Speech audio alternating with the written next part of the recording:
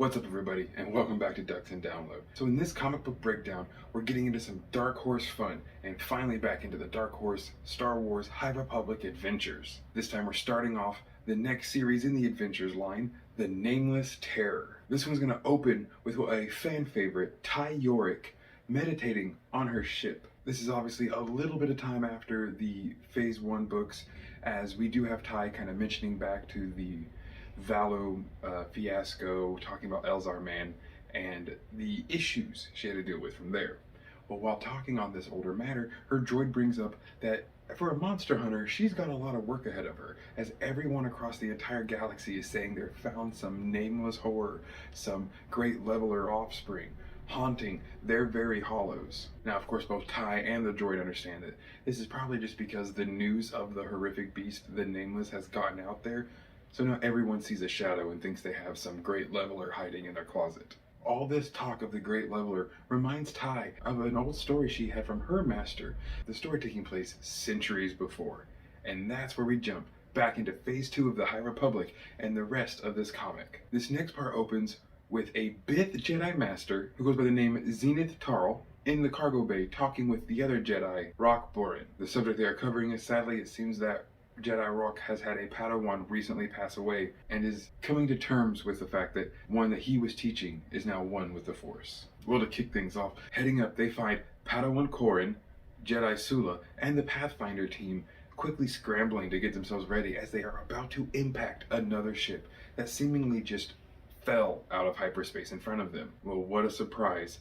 This ship, after being hailed, immediately sets to attack them, firing on them with no hesitation or communication back. Master Tarl is not going to allow them to be completely destroyed, and eventually does come to terms they will have to be defensive, taking out the opponent's weaponry systems. We see that in a quick panel, this is the path of the open hand, and they're not taking no for an answer.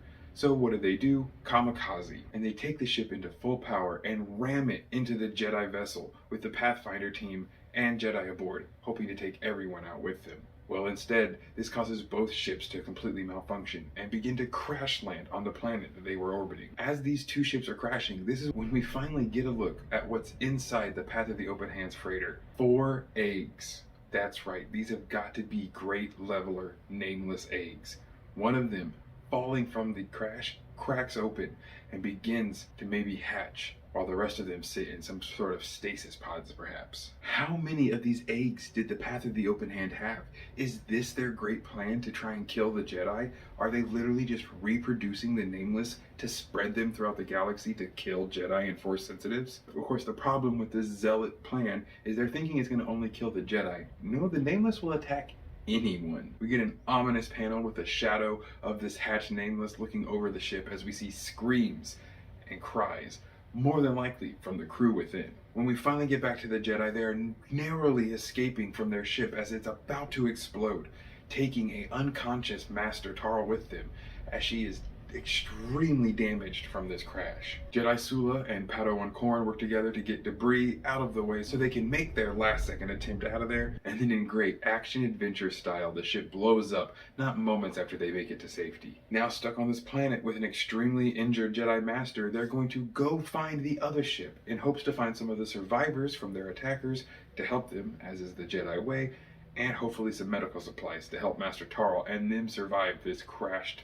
desolate planet they're on. Upon finding the ship, they split into 2 teams, knowing that they'll be able to cover more area and look for more items this way. The classic trope where they do split up, not knowing the horror that is waiting for them. Jedi Sula and her team head off to the front of the ship, while Jedi Rook and Padawan Corrin head to the other part of the ship to look for maybe a larger medical bay or docking wing. We get a really touching moment between Padawan Corrin and Jedi Rook, but they are of course interrupted as they begin to feel the presence of something luring.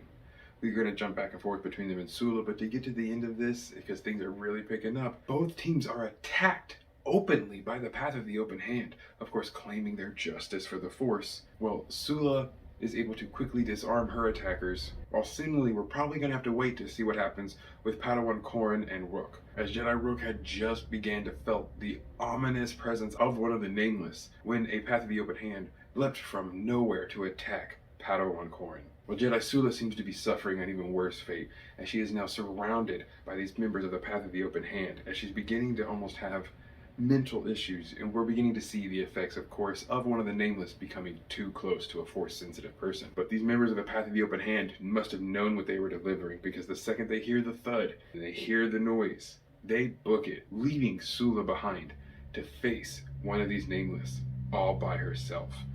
We get the final page on this one with Jedi Sula clutching her head on the ground, screaming about the hunger, the crazy hunger. And we can tell that in this next issue, unless things get changed very quickly, we're going to have some very dead Jedi on our hand.